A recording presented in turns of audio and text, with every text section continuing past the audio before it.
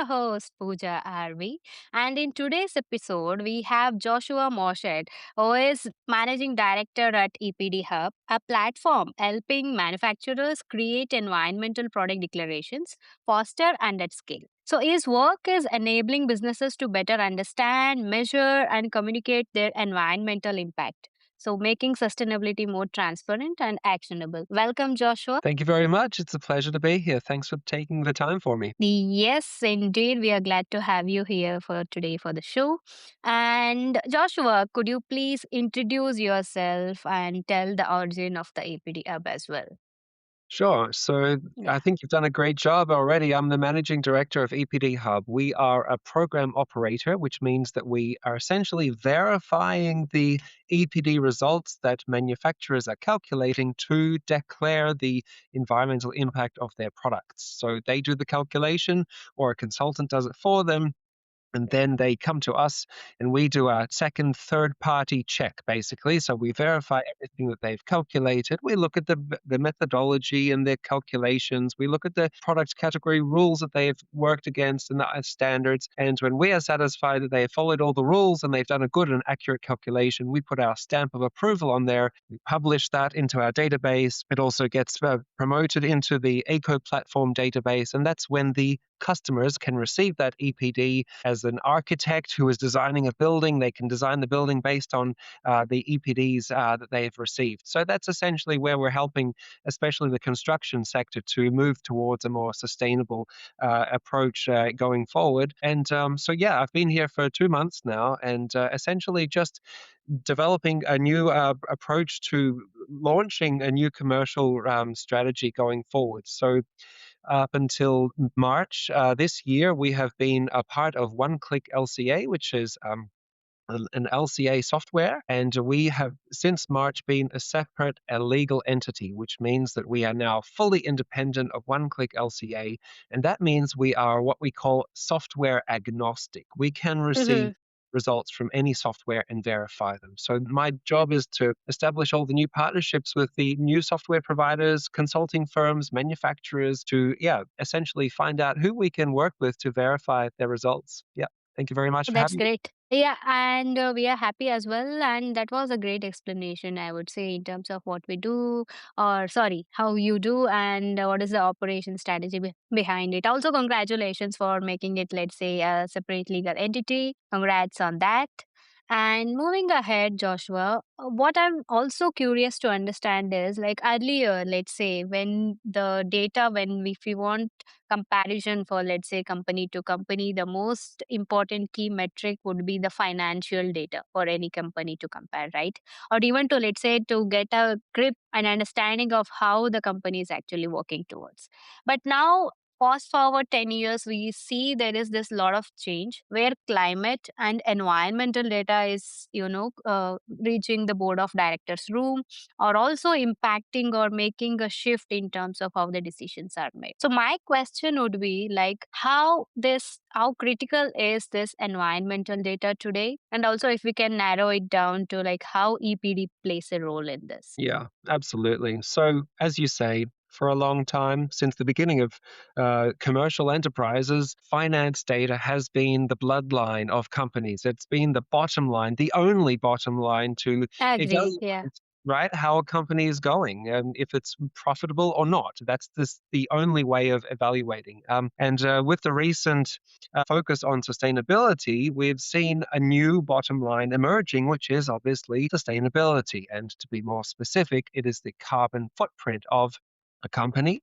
When we talk about scopes 1, 2, and 3, according to the GHG protocol, that is a carbon footprint of a company. And what we're doing is we're, for the first time, sort of pulling back the screen or to see what is happening behind the scenes at a company to see, are they actually sustainable? And that's where it's actually quite a shock, because even the most profitable, financially stable companies have some of the worst environmental impacts. And we can just look at the oil and gas industry as a classic example. They get a lot of skepticism for their environmental impact, and at the same time, they are very profitable. So the question is, can we meet both bottom lines? Is it possible to detach financial growth from environmental impact, to say that a company can be good for business and be also good for the environment? And in order to get there, we need to have full visibility into both finance and environmental impacts. Now, the financial side is well taken care of because it's an established process. We have, since the beginning of time, been carefully monitoring every dollar and cent that's moving through a company, where it's going from and where it's coming from, where it's going to. And so we have all these systems in place, all the tools and expertise in-house to do that and to track every cent. When we look at the environmental impact, it's in the dark ages, quite literally sometimes, in the sense that we have no systems set up to collect and monitor and evaluate that data. We also have very little expertise to know what to do with that data, even if we did have it. And most critically, we are also lacking the ability to develop scenarios for reducing that impact over time. And that's essentially what it's all about. So the first step is obviously to calculate, what is the current situation, what is today's environmental impact of a company, and then also, to get more specific, we eventually get pointed very squarely into the supply chain of a company, because the dreaded Scope 3 environmental impact is where most of the emissions are coming from. Up to 90% of a company's emissions are Scope 3, which is essentially the goods and services. It comes down to a lot of what they purchase from suppliers, and what they're purchasing is materials which go into their products. And that's where we come down to the Environmental Product Declaration, the EPD. So essentially, what we're doing with calculating an EPD is looking at a product, an individual product, and calculating how many emissions are associated with manufacturing that product from beginning to end, from cradle to grave, so the entire footprint. And we are, from EPD Hub, we are essentially just looking at those results and making sure that they're accurate before they go out into the market. Now, when they go out into the market in the form of a nice, verified, published EPD document, they are then being compared by the customers. In this case, it's an architect. So the architect is designing a building and choosing the materials for the building based on the environmental impact of each individual product.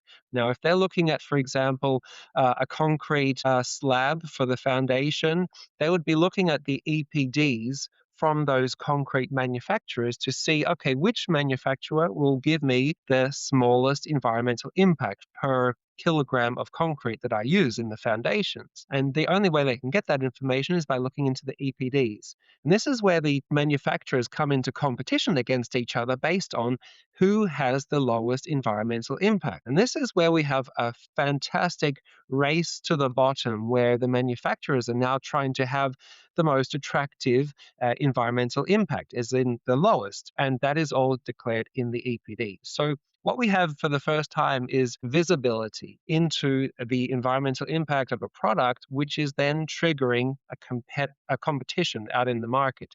We're seeing this especially in public procurement projects and large tenders, but it's also going into the voluntary market, even for private buildings as well. So it's a fantastic sign. Mhm. And you also mentioned about this comparison part, right? Whenever we compare, let's say, the product, since in this particular case, it will be apple to apple comparison, because as you rightly gave an example, also, let's say if we are considering for a slab or per square meter of like what is the requirement, it is more or less similar comparison. So when we have such comparisons, there is also this, let's say, the pedal factor of greenwashing, right? Because whenever we have such greenwashing claims, what usually happens is like more or less the companies might not be fulfilling the all the requirements which have been asked to, or they may be overselling the, let's say, the benefits, or maybe they are also undermining the, let's say, the drawbacks of that particular product.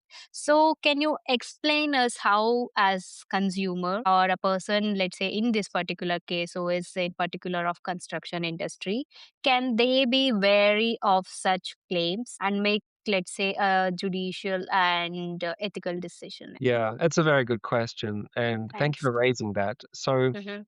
this shadow of greenwashing hangs over the whole topic of sustainability. And let's be fair, I mean, we're coming off the back of like 30 years of blatant greenwashing where the marketing department of most companies was responsible for sustainability, as in just doing a lot of communication about how green we are, but without doing anything. And that is greenwashing. So we're coming off the back of a long history of blatant greenwashing where it was not questioned, it was not declared, it was not externally verified, it was just not requested or asked for by anybody. So the question is now, if we're really serious about sustainability and reducing our environmental impact, then we need to be honest. We need to declare accurate information to the public so that investors and customers and employees can be sure of a company's environmental credentials. And Mhm. this is exactly where EPD Hub comes in because we are that third party auditor.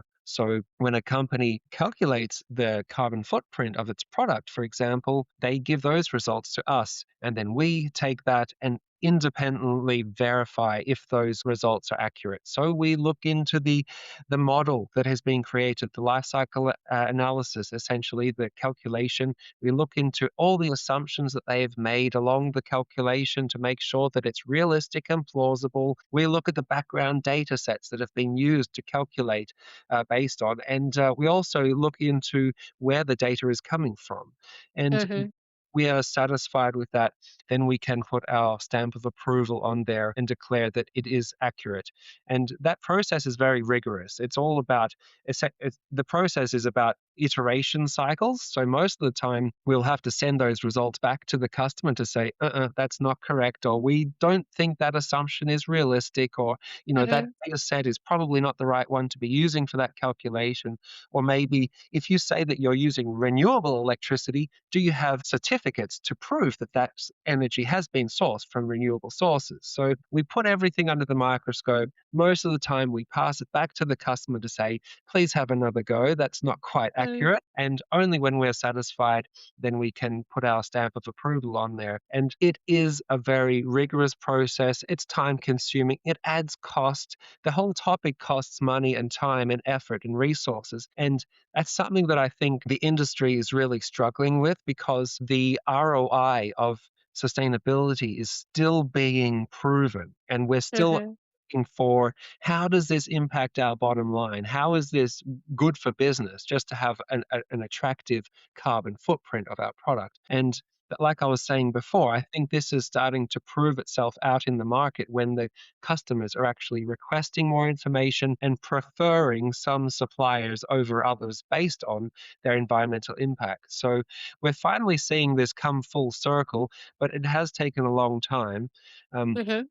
and even on this same topic of, sustainability finally hitting the bottom line, which is the finances of a company, I think the recent shift away from sustainability and ESG topics with the recent political dynamics moving away from sustainability, what that's done, in my opinion, has just pushed the sustainability topic deeper into the local functions of a company. So instead of one central sustainability manager handling this whole topic for the whole company, when that sustainability manager has lost their budget and funding and been removed from the company, that topic has been spread out across procurement, across human resources, across product design, across even the way the finances of the company are structured so that they can avoid taxes like CBAM. So we're seeing actually a shift in the right direction despite the fact that the winds are going against sustainability as a whole. Yeah, actually, we will come back to CBAC as a topic altogether later. But even before we reach that, I had few questions, let's say, to understand.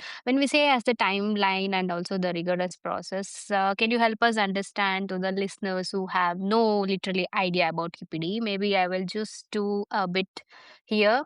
EPD is nothing but environmental product declaration, particularly used for construction industry. Any product or any, let's say, the service or the unit or the electrical fitting, let's say, anything which will be consumed in the construction of a building will have an EPD attached to it, and this is mostly done to do the comparison and also to track the carbon footprint of each and every product. Coming back to this, what will be the contents? Because few days back I read one of the standards which is 21930 for EPD, basic one where A1, A2, A3, A4 and B1, B2 till B7 for the use case scenario, and the last C where we have the demolition and C other waste of that.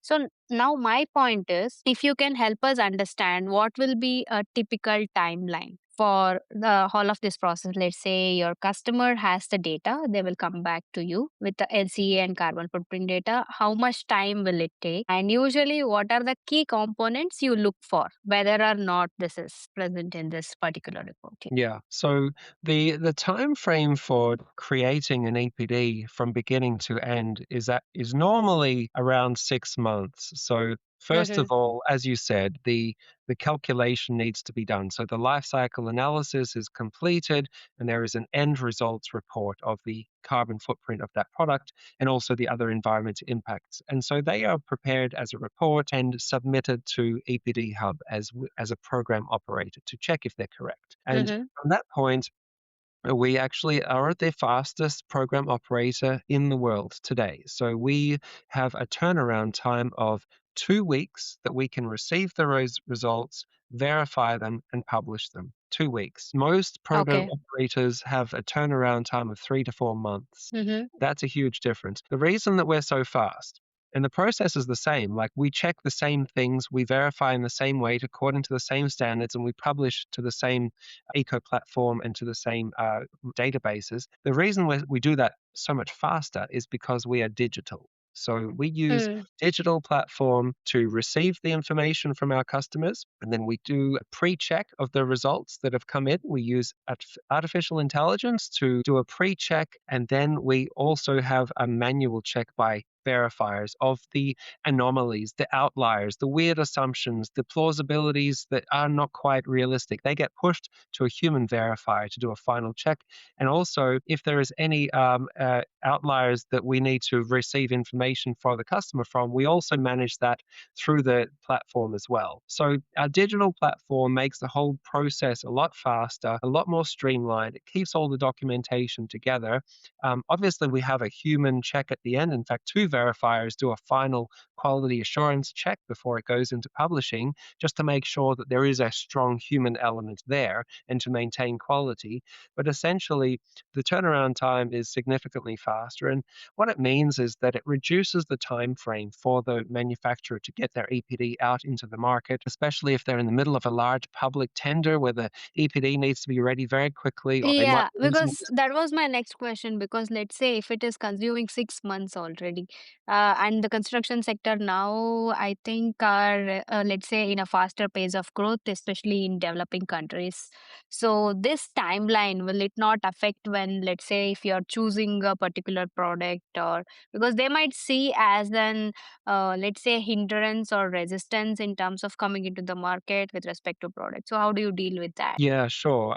So there is obviously a difficulty to have products recognized, and obviously to have them recognized within the time frame. So a lot of public Mm, tenders will be a very short time frame. If the manufacturer does not have all the required documentation, including an EPD, then they'll simply lose the business. So mm, what we're trying to do is to see that yes, if there is a large time frame just to do the calculation, then let's try to speed up the verification process by using the technology that's at our disposal, especially today with the upcoming AI technologies and the tools that's available. It makes sense just to leverage those to try to speed this up and increase the competitive advantage, so that we can get more EPDs out there. Does that yeah. answer your question?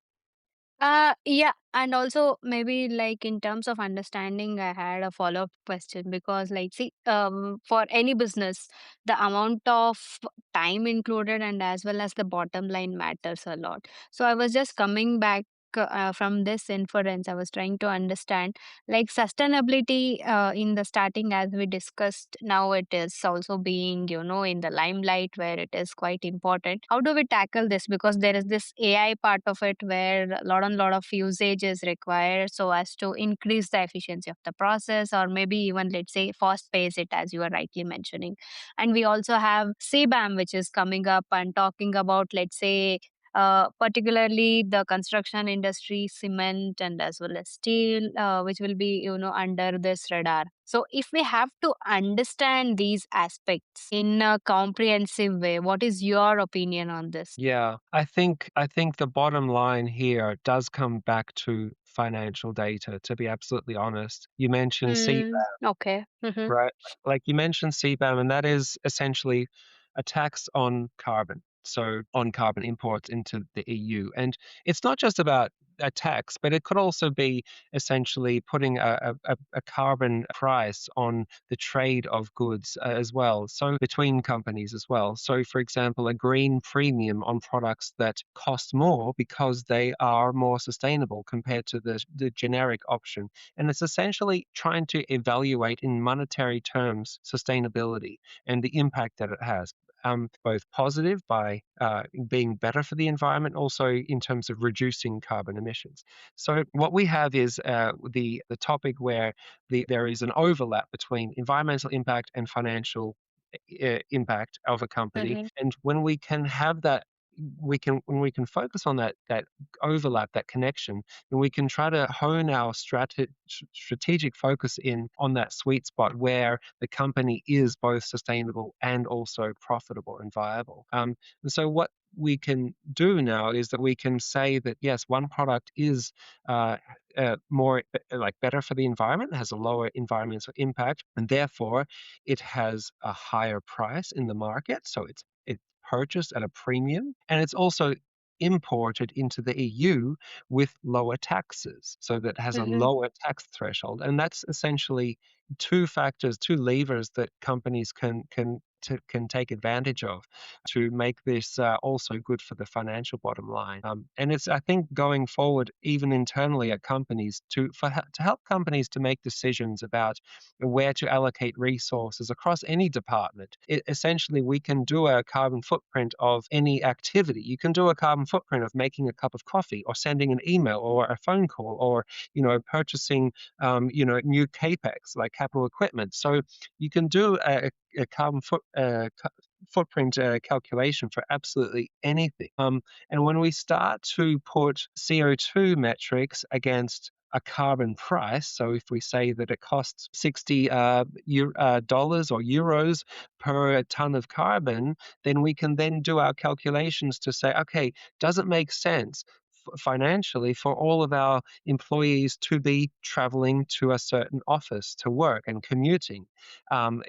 Or does it make sense for us to purchase a factory in this part of the world compared to that part of the world? What is the environmental impact of that decision? And when we can put that environmental impact not into figures of CO2 and global warming potential, but also in terms of monetary amounts, in terms of dollars from savings on CBAM and extra premiums, then we can start to see how that decision impacts on the bottom line companies. Because I think we have to remember that the business of business is doing business, I think somebody once said, and we cannot forget that. So essentially, finance and money will always be the lifeline, the blood that flows through a A company. driving factor for Yeah. all of it. Yeah.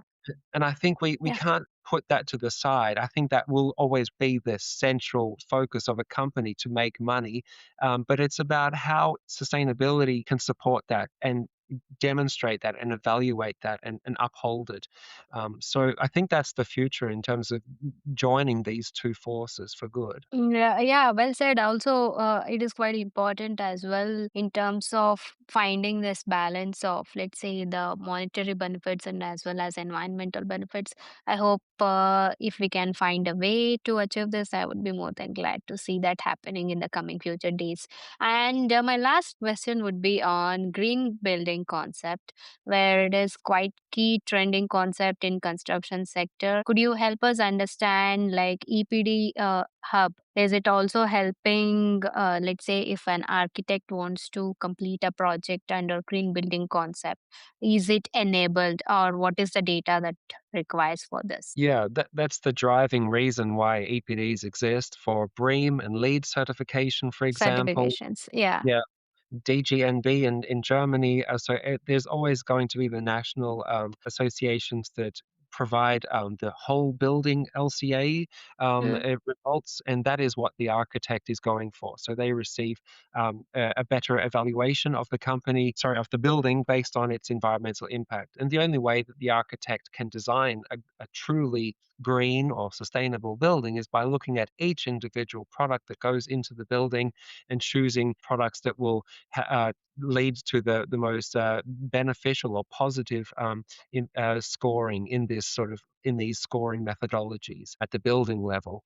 And so, what we need to move towards is having this data accessible, readable in machine readable formats that are always going to be in different formats for different countries, but we're moving towards one standardized global data format that can be read by machines so that we have essentially data coming out of like a BIM system or a CAD system at the design level of a company, of a building, and then Mm-hmm. going back into the publishing of where those results being used. And so this closed loop approach is where we need to move towards a truly digitized calculation platform that enables architects to design the buildings of the future that we need.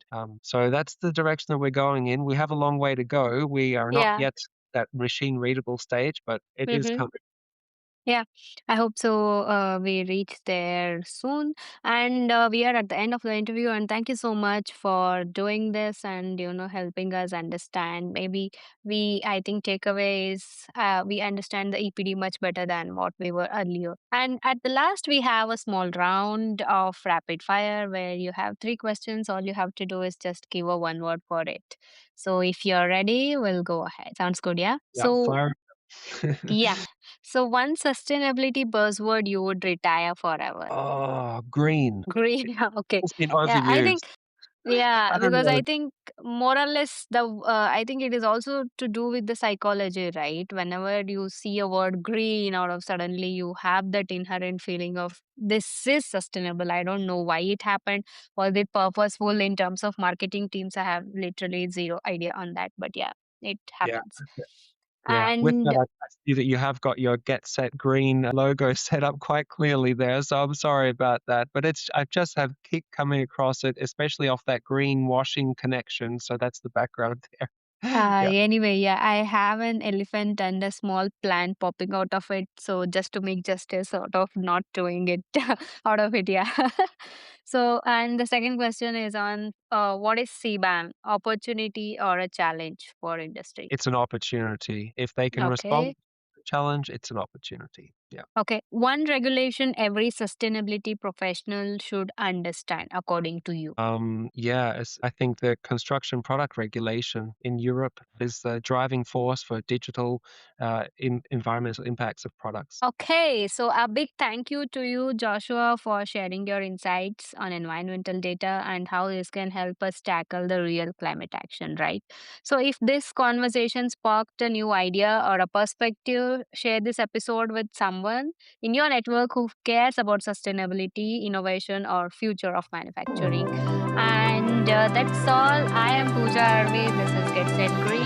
So, we will meet with a new episode next. Please subscribe, share and follow. Thank you so much. Bye. Bye bye.